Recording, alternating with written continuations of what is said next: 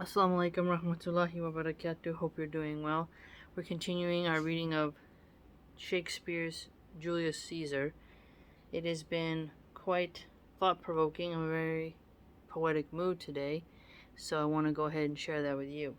Now, we were in a scene with Portia and Brutus. Okay? Let's begin. Go ahead and listen to this as you're driving, you're on your train, riding your bike, watering your garden, shoveling snow, having your headphones in, whatever fun thing it is that you're doing. Portia. Brutus, my lord. Brutus. Portia, what mean you? Wherefore rise you now? It is not for your health thus to commit your weak condition to the raw cold morning. Your weak condition to the raw cold morning. So she must not be in the best of health. Portia. Nor for yours neither. You've urgently, Brutus, stole from my bed, and yesternight at supper you suddenly arose and walked about, musing and sighing with your arms across. And when I had asked you what the matter was, you stared upon me with ungentle looks. I urged your further. Then you scratched your head and too impatiently stamped with your foot. Yet I insisted, yet you answered not, but with an angry wafture of your hand, gave sign for me to leave you, so I did, fearing to strengthen the impatience, which seemed too much enkindled, and withal, hoping it was but an effect of humour, which sometime hath his hour with every man. It will not let you eat, nor talk, nor sleep, and could it work so much upon your shape, as it hath much prevailed on your condition, I should not know yours, Brutus. Dear my lord, make me acquainted with your cause of grief. Well, she seems to be very adamant, right, about finding out what's bothering him. He's talking about his mental state going on here, musing, so he's in deep thought, maybe even a bit brooding, sighing very deeply, and then impatiently stamping his foot. And then he looked upon her with ungentle looks when she asked him what the matter was. And he's not eating very well, and he's not sleeping very well. So she seems to be quite bothered with that. Brutus. I am not well in health, and that is all. Brutus is wise, and were he not in health, he would embrace the means to come by it. Now here, she's pointing out how she can tell it's not necessarily really about his health, because he's smart, and if it was, he'd seek out a doctor. Whereas this is something different because he's stagnant and kind of staying put where he is and not seeking the proper remedy. We all know he's all thinking about Caesar and the plot, right? It's not really his health. Why, so I do, good Portia, go to bed. Is Brutus sick? And is it physical, to walk unbraced and suck up the humours of the dank morning? What, is Brutus sick? And will he still out of his wholesome bed? Wholesome bed. So she's kind of getting at how it's like more comforting to be with her than out and about in the more dewish morning. To dare the vile contagion of the night, and tempt the roomy and unpurged air to add unto his sickness? Now that's interesting. She's contending that the morning air is unpurged, this is less clean. I'd say it's more fresh because there's less people about. But that's them. They had less cars. They didn't have cars and stuff, so they didn't have the same kind of air pollution. Now the morning is more crisp and clear because less cars on the road. No, my Brutus, you have some sick offence within your mind. She's smart, this lady, she can see it. Which by the right and virtue of my place I ought to know of, and upon my knees I charm you. So here, it's like bringing out the wife card. It's like, hey, I'm your wife, I need to know what's going on with you.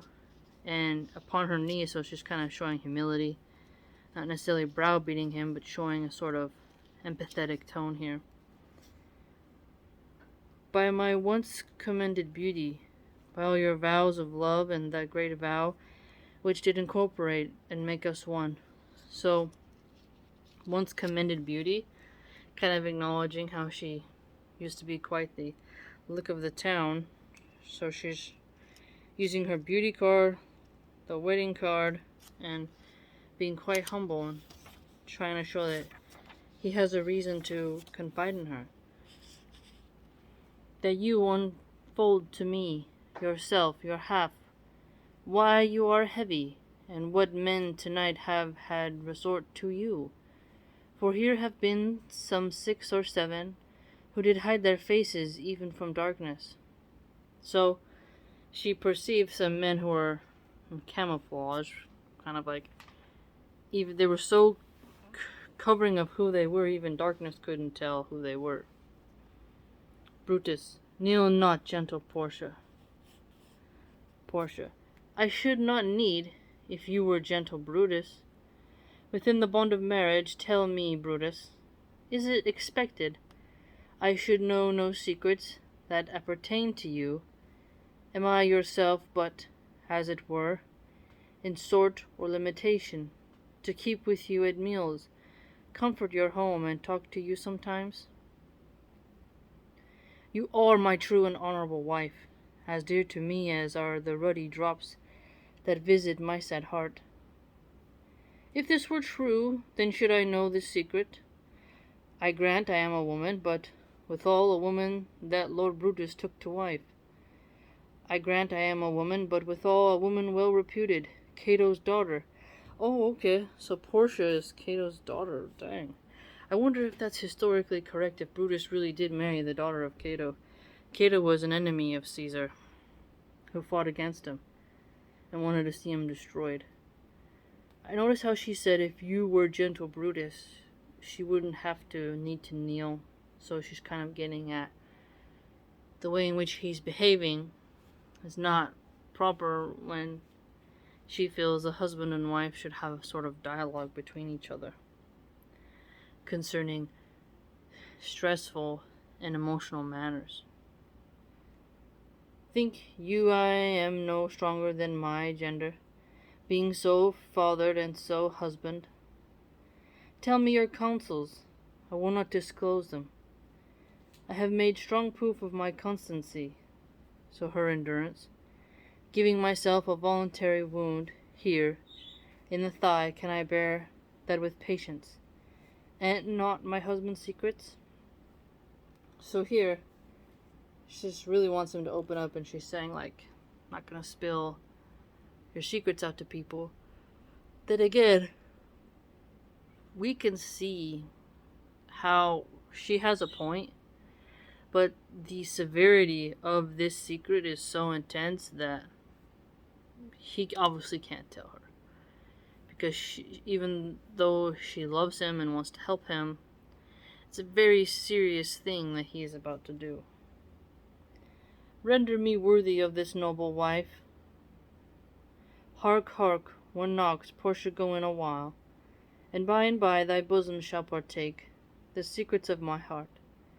All my engagements I will construe to thee, all the charitably of my sad brows leave me with haste. Exit Portia. Re-enter Lucius with Ligarius. We're in Act 2, by the way. Still in Scene 1. Lucius, who's that knocks? Lucius. Here is a sick man that would speak with you. Brutus. Caius Ligarius, that Metellus spake of. Boy, stand aside. Caius Ligarius. It's hard to see the font looks. I can't see if that's an I or an R, so forgive me if I'm saying the name wrong. Ligarius. Vouchsafe good morrow from a feeble tongue. Brutus. Oh, what a time have you chose out, brave Caius, to wear a kerchief? Would you were not sick? Ligarius. I am not sick, if Brutus have in hand any exploit, worthy the name of honor? Brutus. Such an exploit have I in hand, Ligarius, had you a healthier ear to hear it. Ligarius. By all the gods that Romans bow before, I here discard my sickness. Soul of Rome, brave son, derived from honorable loins.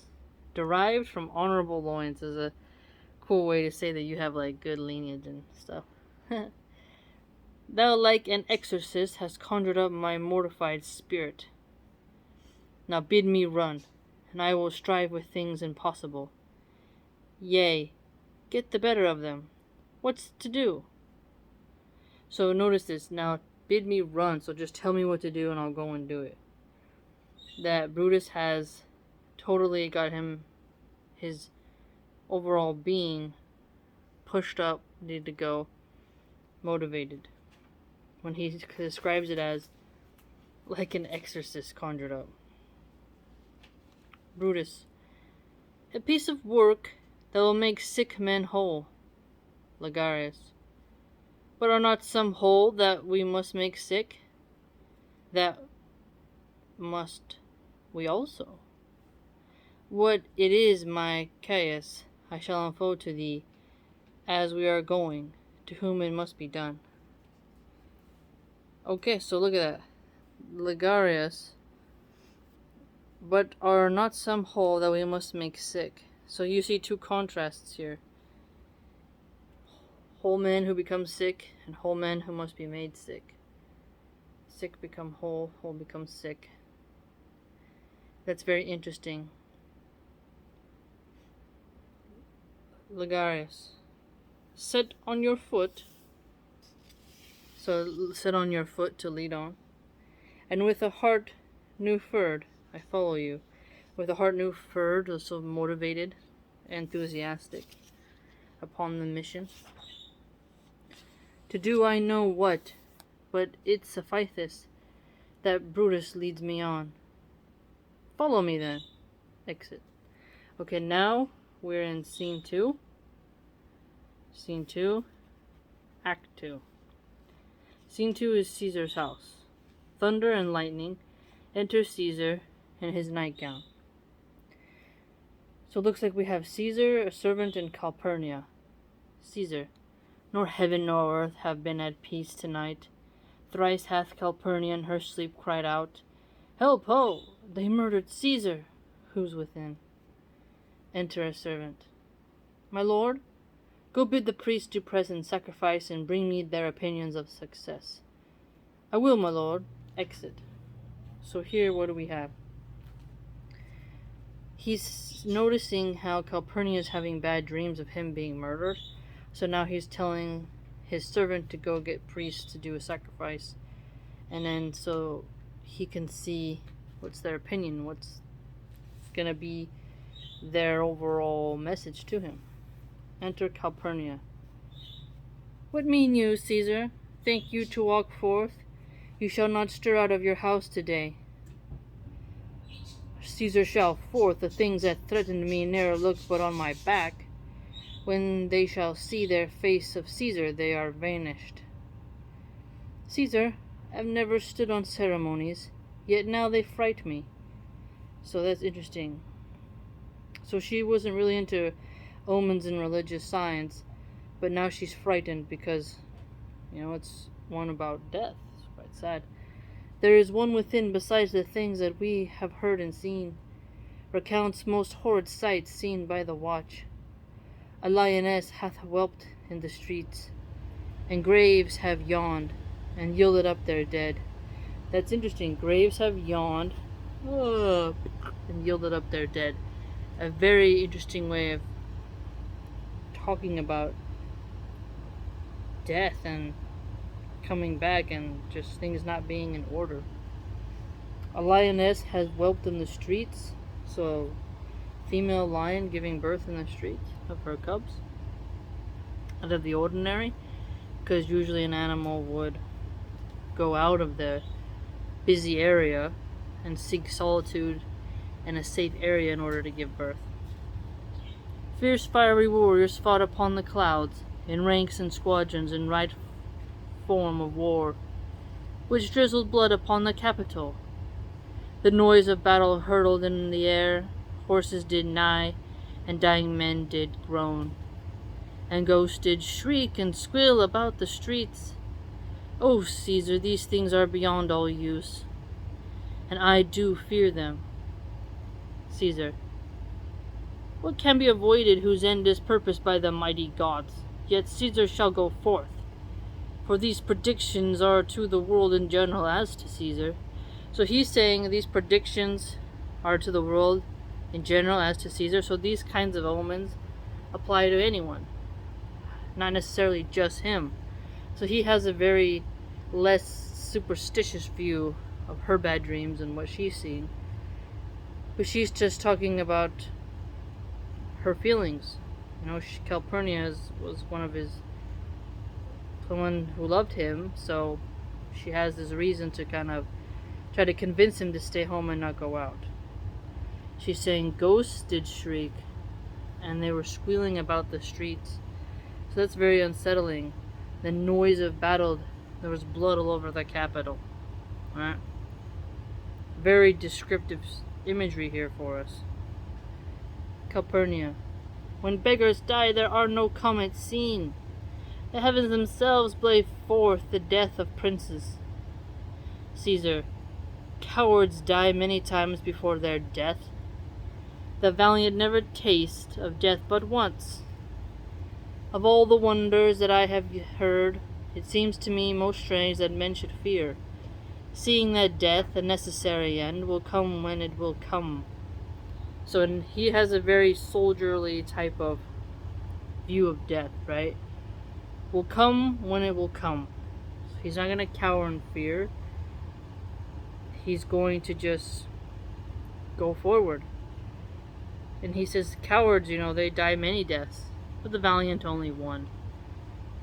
Very interesting the way in which he has shown himself to be sincere to the image we have historically of Caesar. Someone who was battle tested with Pompey, had his life threatened by Sulla, was captured by pirates, defeated Vercingetorix, the leader of the Gauls.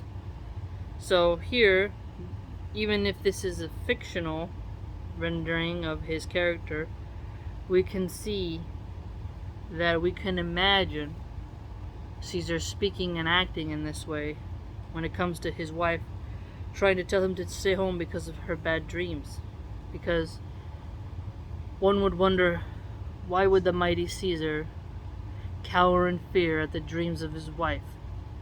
Right? Very fascinating. I like a lot of the imagery in this one. It seems to be very gruesome, very grim. Nightmares that none of us would want to have. We see that Brutus is stressed out and his wife. So notice how we saw a conversation between Brutus and his wife. And then we saw a conversation between Caesar and his wife. And both of the women are showing love and compassion for their husbands. Brutus has a more of, I'm not going to share my secrets with my wife right now. And Caesar has more of a, I'm listening, but I'm not going to believe, your dreams, your nightmares. So, very interesting contrast with the marital relationship between the two characters and their spouses. Very fascinating. I hope you liked this reading. It's very calm and mellow, so it's good to listen to as you're doing something calming or where you want to be calm. By the way, if you'd like to join my blog, www.subscribestar.com/MilahanArchive. It's great, less trolls, good community, and supports the channel because I'm not monetized and don't have a join button. And don't do super chats and stuff like that. So, you're always welcome to join. Alright, take care, and we'll see you soon.